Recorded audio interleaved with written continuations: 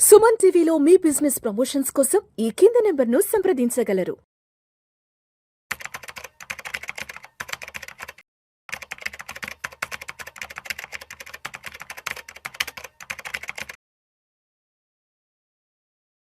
నమస్తే, welcome to Suman TV. నేను విష్ణు. ప్రస్తుతం నాతో పాటు NISM and SEBI registered stock market trader Vijay Kumar గారు ఉన్నారు. వారితో మాట్లాడదాం. సార్ విజయ్ గారు నమస్తే. సార్ నమస్తే Vishnu sir. Welcome to Vishnu talks and welcome to Suman TV. Thank you sir. ఒక్కసారి ఇవాళ మార్కెట్ క్లోజింగ్ ఎక్కడో చూద్దాం విజయ్ గారు. ఇవాళ 18th మార్చి వెడ్నెస్డే. సెన్సెక్స్ విషయానికి వస్తే 633 పాయింట్ల లాభంతో 76,704 వద్ద క్లోజ్ అయింది. నిఫ్టీ విషయానికి వస్తే 196 పాయింట్ల లాభంతో 23,777 వద్ద క్లోజ్ అయింది. బ్యాంక్ నిఫ్టీ విషయానికి వస్తే 450 పాయింట్ల లాభంతో 55,326 వద్ద క్లోజ్ అయింది. సో మార్కెట్లు కొంచెంగా రికవర్ అవుతున్నాయి. అంటే చెప్పాలంటే ఇదేమి లాభాల మార్కెట్ కాదు, ఇదేమి లాభాల ప్రయాణం ఏం కాదు, కొంచెంగా రికవర్ అవుతున్నాయి. సో ఏంటి ఇప్పుడు కంప్లీట్ మార్కెట్ సినారియో ఎలా ఉంది? ఎందుకంటే బయట యుద్ధానికి సంబంధించిన ఉద్రిక్తతలు భయంకరంగా ఉన్నాయి. నిన్న మొన్నటి వరకు గ్యాస్ కు సంబంధించి, అదేవిధంగా పెట్రోల్ డీజిల్ సంక్షోభాన్ని కూడా చూసాం. కాబట్టి ఒకవైపు ఈ 3 దేశాలు కూడా ఎక్కడ యుద్ధానికి సంబంధించి ఎవరు కూడా వెనక్కి వెళ్ళట్లేదు, అంటే ఎవరు కూడా ఆగట్లేదు. కాబట్టి ఏంటి అసలు యుద్ధ పరిస్థితులు ఇంకా మార్కెట్లు ఎంతవరకు ప్రభావితం చేసే అవకాశం ఉందంటారు? యుద్ధానికి మార్కెట్లు అలవాటు పడతాయి సార్. ఏదైనా పాండమిక్ వచ్చినప్పుడు మార్కెట్స్ వాటిని అబ్జర్వ్ చేసుకునే స్టేజ్ లోకి వచ్చేస్తాయి సార్. ఒక పర్టికులర్ స్టేజ్ వరకు రియాక్ట్ అవుతాయి. రియాక్ట్ అయిన తర్వాత ఇంకా వాటిని అర్థం చేసేసుకుని ఇన్వెస్టర్స్ కానివ్వండి, మార్కెట్స్ కానివ్వండి, వాటిని అడాప్ట్ చేసేసుకుంటాయి. మనం రష్యా ఉక్రెయిన్ వార్ అప్పుడు కూడా చూసాం, మనం పాండమిక్ వచ్చినప్పుడు కూడా చూసాం. సో మార్కెట్లు ఒకటి అలా టర్న్ అయినాయి. 2 ఇన్వెస్టర్స్ ఇప్పుడు మనం చూస్తున్న రికవరీ, మీరు మంచి మాట చెప్పారు, ఇదేమి లాభాల మాట కాదు, కొద్దిగా రికవరీ అవుతుంది. కొంచెం recovery. Yes sir, dead cat bounce లాగా సమ్ పాయింట్ ఆఫ్ వచ్చేటప్పటికి ఇన్వెస్టర్స్ కూడా వాళ్ళ పోర్ట్ఫోలియోస్ ని ఇప్పటి వరకు సెల్లింగ్ పొజిషన్ లో ఉన్నటువంటి వాళ్ళందరూ ఎగ్జిట్ అవ్వాలి ఆ పొజిషన్స్ ని. సమ్ పాయింట్ లో వాళ్ళు ఒక ప్రాఫిట్ బుక్ చేసుకోవాలంటే they need to by their position sir. ఆ బయింగ్ వాల్యూమ్ వల్ల మనకి మార్కెట్ లో షార్ట్ సెల్లింగ్ అంటారు దాన్ని టెక్నికల్ లాంగ్వేజ్ లో. అలాగా బౌన్స్ బ్యాక్ అయ్యి 199 పాయింట్స్, ఒక స్టేజ్ లో 250 దాకా కూడా నిఫ్టీ వెళ్ళింది. ఇంకొకటి సెక్టోరియల్, అంటే వాళ్ళకి ఇంకా ఇవి తక్కువకి దొరుకుతున్నాయి, నేను గనక ఇప్పుడు ఎంటర్ అవ్వకపోతే ఫోమో అంటారు సార్ టెక్నికల్ భాషలో, ఫియర్ ఆఫ్ మిస్సింగ్ అవుట్ అని ఉంటది. ఈ fear of missing out A point of వ్యూలో వీళ్ళు ఎంటర్ అవుతారంటే, నిఫ్టీ ఈ నిన్నటి నుంచి నిఫ్టీ ఏం చేస్తుంది, 200 మూవింగ్ యావరేజ్ అబోవ్ లో రన్ అవుతుంది. సో ఈ ఫియర్ ఆఫ్ మిస్సింగ్ అవుట్ అనేటటువంటి క్రైటీరియా ఫాలో అయ్యి కొంతమంది బయింగ్ సైడ్ రావచ్చు. అది మనకి బెస్ట్ పాయింట్ ఏంటంటే, ఈరోజు మిడ్ క్యాప్ నిఫ్టీ కొద్దిగా 1.8% పెరిగింది సార్. ఇండియా విక్స్ కూడా కొద్దిగా పాజిటివ్ గానే చూపెడుతుంది. సో మనం బయింగ్ వైపుకి రావచ్చు. ఇంకా మార్కెట్ లో మాక్సిమం పెయిన్ అయిపోయింది. ఇది టెక్నికల్ గా మాట్లాడుకుంటే sir, maximum pain 200 moving average, fear of missing out, ఈ సెక్టోరియల్ చేంజెస్, నేను సెల్ చేసేస్తే, నేను బై చేసేస్తే నా పొజిషన్ నేను ప్రాఫిట్ లో బుక్ చేసుకుంటా.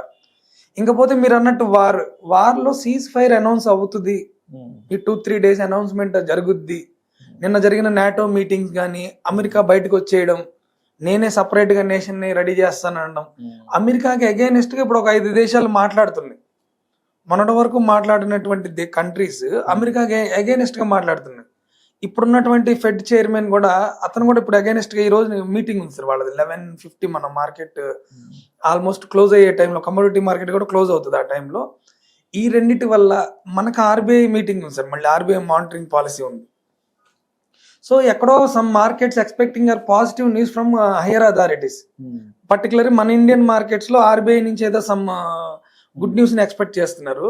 వరల్డ్ మార్కెట్స్ అన్ని ఫెడ్ నుంచి ఏదన్నా ఎక్స్పెక్ట్ చేస్తున్నారు. బికాస్ ఫెడ్ చైర్మన్ ఆల్రెడీ ఇతనికి యాంటీగానే మాట్లాడుతూ వచ్చాడు, ఏది ట్రంప్ గారికి యాంటీగా. సో జియోగ్రాఫికల్ గా చూసుకుంటేనేమో ఆ పొలిటికల్ సినారియోలోనేమో అది పాజిటివ్ న్యూసే. ఇంకా ఎక్కువ కాలం యుద్ధం జరగదు, సీజ్ ఫైర్ అనౌన్స్ అవుతుంది. ఈ క్రూడ్ ఆయిల్ హమాజ్ వారధి నుంచి మనం రిలీజ్ చేస్తున్నారు. క్రూడ్ ఆయిల్ ధరలు పడిపోవడం, నిన్న ఒక్కరోజే క్రూడ్ ఆయిల్ ఒక దగ్గర 1000 పాయింట్ల దాకా కరెక్షన్ అయింది సార్. 800 పాయింట్ల దాకా కరెక్షన్ అయింది. సో క్రూడ్ ఆయిల్ తగ్గడం, రూపీ వాల్యూ పెరగడం, ఇలా అన్ని సినారియోస్ ఇంకా మాక్సిమం పెయిన్ చూసేసి మార్కెట్స్ అనుకుని ఈ బయ్యర్స్ ఎంటర్ అయ్యారని నేను అనుకుంటున్నాను సార్. సో మరి ఎఫ్ఐల పర్సెప్షన్ ఎలా ఉంది? ఎఫ్ఐలు మరీ ముఖ్యంగా ఏ సెక్టార్స్ నుంచి ఎగ్జిట్ అవుతున్నారు? ఎఫ్ఐఎస్ సెల్లింగ్ లోనే ఉన్నారు సార్ ఇప్పుడు కూడా. ఈ రోజు కూడా కొద్దిగా సెల్ పొజిషన్స్ ఎక్కువ ఉన్నాయి. వాళ్ళు సెల్ పొజిషన్స్ ని ఎగ్జిట్ చేయడం వల్లే మనకి బౌన్స్ బ్యాక్ కనబడుతుంది సార్. బయింగ్ వాల్యూమ్ చూపెడుతుంది అది. సెల్ ని ఎగ్జిట్ అవ్వాలంటే in terms of trading are in terms of investing they need to by their positions. Somehow ఎక్కడో ఏదో రేటుకి బై చేసేయాలి. వాళ్ళు సెక్టోరియల్ చేంజ్ అయ్యారేమో అనుకుంటున్నారు సార్. సెక్టోరియల్ చేంజ్ అయ్యారు. ఐటీ సెక్టార్ బాగా ఇప్పుడు మంచి గుడ్ వాల్యూలో దొరుకుతుంది. ఐటీ ఈ రోజు చూడండి అన్ని ఐటీ సెక్టారే లీడింగ్ కంపెనీస్ ఉన్నాయి సార్. ఐటీ ఒకటి, ఎఫ్ఎంసీజీ ఒకటి లీడ్ చేసినాయి. సో వాళ్ళు సెక్టోరియల్ చేంజ్ ఎందుకంటే they are getting the valuable prize. ఇప్పుడు ఇండిపెండెంట్ ఇండివిజువల్ ఇన్వెస్టర్స్ లాగా వాళ్ళు ఏం ప్రైజ్ బట్టి వెళ్ళరు సార్, వాల్యూని బట్టి వెళ్తారు. వాళ్ళు అనుకున్నటువంటి వాల్యూ ఇప్పుడు ఐటీ సెక్టార్ లో దొరుకుతుంది, ఎఫ్ఎంసీజీలో దొరుకుతుంది. కాబట్టి they are shifting their positions into banking sector and defence sectors కూడా ఇప్పుడు రీసెంట్ గా ఎంటర్ అవుతున్నారు. సో వాళ్ళ షిఫ్టింగ్ వల్లే ఈ చేంజెస్ అన్ని. And rupee versus dollar situation ఎలా ఉంది? రూపీ కొద్దిగా స్టేబుల్ గానే ఉంది సార్. ఈ 2 days తో లాస్ట్ ఒక 1 week తో కంపేర్ చేస్తే 2 days నుంచి కొద్దిగా స్టేబుల్ గానే ఉంది. అది కూడా ఒక మార్కెటింగ్ మనం ప్లస్ పాయింట్ సార్. మనకి మన ఇండియన్ మార్కెట్స్ బూస్ట్ అవ్వడానికి రూపీ స్ట్రెంగ్ అవడం కూడా, స్ట్రెంగ్ కాకపోయినా వీక్ అవ్వకుండా ఆ స్టెబిలిటీ మెయింటైన్ చేస్తుంది. కాబట్టి investors are expecting some good moves in upcoming days అన్నమాట. సో ఇప్పుడు విజయ్ ఒక విషయం చెప్పండి, ఇప్పుడు వార్ టైంలో మార్కెట్లోకి ఎంటర్ అవ్వాలి, ఈ వార్ సిచ్యువేషన్ని మార్కెట్లోకి ఎంటర్ అయ్యి ఎన్కాష్ చేసుకోవాలి అనుకున్న వాళ్ళు ఎటువంటి స్టాక్స్లో ఇన్వెస్ట్ చేయొచ్చు? ఎస్పెషల్లీ ఇప్పుడు నడుస్తున్న వార్ పాండమిక్ అయితే ఏమండి, తర్వాత ఆల్మోస్ట్ చాలా స్టాక్స్ కూడా డిస్కౌంట్ లో ఉన్నాయి. ఆల్మోస్ట్ మార్కెట్ లో అయితే ఒక 2 ఏళ్ళు వెనక్కి వెళ్ళిపోయినాయి. ఆల్మోస్ట్ 2023 దాకా వెళ్ళిపోయింది మార్కెట్ లో. 2 years వెనక్కి వెళ్ళిపోయాం. కాబట్టి ఇప్పుడు కొత్తగా ఆపర్చునిటీ తీసుకోవాలి, ఈ వార్ సిచ్యువేషన్ కూడా ఎన్కాష్ చేసుకోవాలి మార్కెట్ లో అనుకున్న వాళ్ళు ఇప్పుడు కొంత బెటర్మెంట్ లో ఉన్న స్టాక్స్ సెక్టర్స్ ఏముంటాయి అసలు? ఇప్పుడేనే కాదు సార్, ఎప్పుడు pandemic any reason, world war అవనివ్వండి, ఏదైనా కొత్త డిసీజ్ రానివ్వండి, బ్యాంక్ రెప్ట్లు అయిపోయినాయి అవనివ్వండి, ఏదైనా స్కీమ్ జరిగితే, ముఖ్యంగా వార్లో ఏమవుతుందంటే సార్, క్రూడ్ ఆయిల్ కి సంబంధించినటువంటి దానికి రిలేటెడ్ గా ఉన్నటువంటి కంపెనీలు క్రూడ్ ఆయిల్ ని డైరెక్ట్ గా, ఇప్పుడు రిలయన్స్ లాంటి కంపెనీస్ డైరెక్ట్ గా క్రూడ్ ఆయిల్ తోనే పని. దానికి ఏషియన్ పెయింట్స్ ఉంది, క్రూడ్ ఆయిల్ సబ్సిడరీ ప్రొడక్ట్స్ తో పనిచేస్తుంది. ఎగ్జాక్ట్లీ. ఈ మ్యానుఫ్యాక్చరింగ్ యూనిట్స్ ఏదైతే ఉంటే క్రూడ్ ఆయిల్ పెరిగింది కాబట్టి ఆటోమేటిక్ గా వీళ్ళ ప్రైసెస్ పెంచాల్సిందే. మనకి ఏదైతే ధరలు ఎక్కువ కొంటామో, పాండమిక్ లో ఉన్నప్పుడు మనం ధరలు ఎక్కువ ఏం కొంటాం సార్? మెడిసిన్ ఎక్కువ కొన్నాం, ఫుడ్ ఎక్కువ కొన్నాం. నేను బయట ఈ పాండమిక్ నడుస్తుంది, కరోనా నడుస్తుంది కాబట్టి నేను నీకు డెలివరీ చేయాలంటే నేను డబ్బులు ఎక్కువ అడుగుతాను అంటాడు. జూబ్లియంట్ ఫుడ్ అని ఒక స్టాక్ ఉంది, వరుణ్ బెవరేజెస్ అని పెప్సీ కంపెనీ ఉంది. సో ఈ ఫుడ్ ప్రొడక్ట్స్, ముందు పెట్రోలియం కి సంబంధించిన ప్రొడక్ట్స్, తర్వాత ఈ ఫుడ్ ప్రొడక్ట్స్, తర్వాత manufacturing units which are depend on crude oil, Brent crude అవనివ్వండి, రిఫైనరీ క్రూడ్ ఇది అవనివ్వండి, ఈ 3 కంపెనీల్లో మనం ఇన్వెస్ట్ చేసుకోవచ్చు సార్. అలాంగ్ విత్ దిస్ మనకి మెడికల్ సెక్టర్ అనేది ఎప్పుడు కొద్దిగా స్టేబుల్ గా ఉండే సెక్టర్ సార్. చాలా మంది అండర్ ఐడెంటిఫై చేసినటువంటి సెక్టర్ అనుకుంటాను నేను. చాలా మంది ఏదైనా చెప్పమనగానే Tata motors, Tata steel, Asian paints, Ramco, UltraTech cement అంటారు. కానీ హెల్త్ సెక్టర్ ఎప్పటికీ ఉంటుంది సార్. ఇది హెల్త్ మీరు అన్నట్టు ఈ చిన్న అపోలో హాస్పిటల్, చిన్నవి అంటున్నా, ఈ అపోలో హాస్పిటల్ పెద్ద స్టాక్ దగ్గర నుంచి లల్పత్ ల్యాబ్స్ అని ఉంది, ఇలాంటివన్నీ అంటే వీటిల్లో కూడా మనం ఇన్వెస్ట్ చేసుకుంటా ఉండొచ్చు. ఎందుకంటే హ్యూమన్ బీయింగ్స్ ఎప్పటికీ సేమ్ ఉంటారు. మనకు స్కేర్సిటీ పెరిగే కొద్దీ ఇతనికి వచ్చే అయితే ఏం పోవు. ఈ ఫ్లక్చువేషన్స్ అన్నింటినీ ఎన్కాష్ చేసుకుంటూ మీరు అన్న వార్ సిచ్యువేషన్ అడ్వాంటేజ్ గా తీసుకోవాలంటే డిఫెన్స్ సెక్టర్ సార్. ఇప్పుడు ఇక్కడ జరుగుతున్న వార్ దెబ్బకి ఒక 10-15 దేశాలు they are investing more on defensive sector. మన ఇండియా కూడా ఇప్పుడు ఏంటి, రష్యా దగ్గర నుంచి కొనాలని, ఇప్పుడు పాకిస్తాన్, ఆఫ్ఘనిస్తాన్ వారు చూసుకుని ఆఫ్ఘనిస్తాన్ మేము కూడా రెడీ అవుతాం, లేదంటే బయట దేశాలకి మనం పంపించాలని, బయట దేశాల నుంచి మనం కొనుక్కోవాలని. సో డిఫెన్స్ సెక్టర్ లోకి ఎంటర్ అవ్వాలి. బాగా పడిపోయిన ఇప్పుడు ఐటీ సెక్టర్ ఉంది సార్, అది చాలా వాల్యూ. మీరు కూడా చాలా, అసలు మీ ఇంటర్వ్యూ చూసినా కానీ చాలా మందికి మంచి ఐడియాలజీ వస్తుంది సార్. ఏది దేనిలో పెట్టాలి, ఏది పడిపోయింది, ఈ న్యూస్ ని వాడెక్కడా చదువుకోకుండా మీరు అన్ని చదివేసి చెప్పేస్తున్నారు. ఒక యాజ్ ఇన్వెస్టర్, ట్రేడర్ ఇండికేటివ్ గా చెప్పడానికి మన ఈ కలెక్టివ్ ఇన్ఫర్మేషన్ ని తీసుకొని అతనికి ఉన్నటువంటి ఐడియాలజీని ఇంప్లిమెంట్ చేసి అప్పుడున్నటువంటి మార్కెట్ ని పర్సెప్టివ్ గా తీసుకొని అతను ఇన్వెస్ట్ చేసుకోవచ్చు. నేను మీ ఇంటర్వ్యూస్ అన్ని చూస్తూ ఉంటాను కదా, మీరు లేదా ఇక్కడ గెస్ట్ మాట్లాడే అతను, వీళ్ళిద్దరు ఇన్ఫర్మేషన్ తో అతను రేపు పొద్దున్న ట్రేడ్ కూడా వెళ్ళొచ్చు. ఇప్పుడు మన దగ్గరకు వచ్చే వాళ్ళందరూ.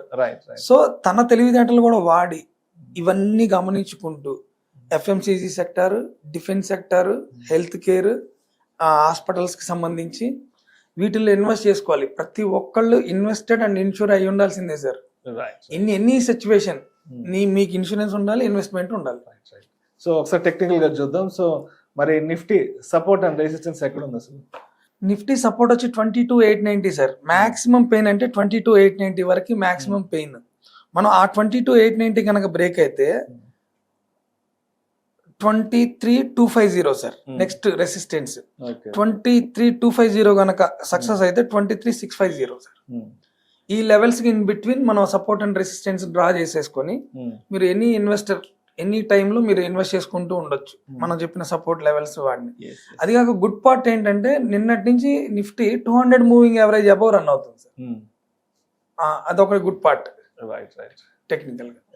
సో అయితే మొత్తానికి మార్కెట్ ఏదో కొంచెం కొంచెంగా రికవర్ అవుతున్నాయి, చిన్న చిన్నగా రికవర్ అవుతున్నాయి. కాబట్టి రేపటికి మార్చి 19కి మార్కెట్లు ఏ విధంగా ఉండే అవకాశం ఉండొచ్చు అంటారు? రేపటి మార్కెట్లకు ఏ విధంగా సిద్ధంగా ఉండాలి ట్రేడర్స్ ఆర్ ఇన్వెస్టర్స్? ఫస్ట్ ఒక 9:15 మార్కెట్ ఓపెన్ అయితే సార్ ఒక 10 minutes మార్కెట్ కి వదిలేయాలి. ఎనీ ట్రేడర్ ఒక 10 minutes మార్కెట్ లో హై వాలటిలిటీ, హై ఎక్స్చేంజ్ జరుగుతూ ఉంటుంది సార్. ఈ బై పొజిషన్స్ కానీ సెల్ కానీ బై కానీ ఇలాంటివన్నీ చాలా హై లెవెల్లో జరుగుతుంటది. ఒక 15 minutes మార్కెట్ ని వదిలేసి 9:30కి ఇన్ కేస్ ఈ రోజు జరుగుతున్నటువంటి డే హైని కనుక మార్కెట్ క్రాస్ చేస్తే మనం బై పొజిషన్స్కి వెళ్ళొచ్చు సార్. ఈ డే హై క్రాస్ చేసేంత వరకు మనం వెయిట్ చేసి మనం బై పొజిషన్స్కి వెళ్ళొచ్చు. ఓవరాల్ సినారియో ఈ రోజు కనుక ఫెడ్ మీటింగ్, ఈ రోజు మన మార్కెట్స్ నైట్ 11:50కి వాళ్ళ మీటింగ్స్ ఉన్నాయి సార్, 2 ఎకనామిక్ పాడ్కాస్ట్ ఒకటి ప్లస్ ఈ ఫెడ్ మీటింగ్ 2 ఉన్నాయి. ఈ 2 అయిన తర్వాత మనకి ఆటోమేటిక్గా రేపు మార్నింగ్ మనకు తెలిసి ఇస్తారు యుఎస్ మార్కెట్స్ ఎలా రియాక్ట్ అయినాయి, మన స్టాక్స్ అక్కడ ఎలా రియాక్ట్ అయినాయి అని. దాన్ని బట్టి మనం బై పొజిషన్స్ కానీ సెల్ సైడ్ ఉండాలా బై సైడ్ ఉండాలా అనేది రేపు మార్నింగ్ డిసైడ్ చేయొచ్చు సార్. ఈ రోజు ఉన్నాయి కాబట్టి డిసైడల్ factors. Thank you sir, thank you so much Vijay Kumar garu. ఇవాళ మార్కెట్లో అసలు ఏం జరిగింది అండ్ రేపటి మార్కెట్లకు మనం ఏ విధంగా సిద్ధంగా ఉండాలి అన్న దాని గురించి చక్కగా తెలియజేశారు. Thank you so much sir. Thank you sir.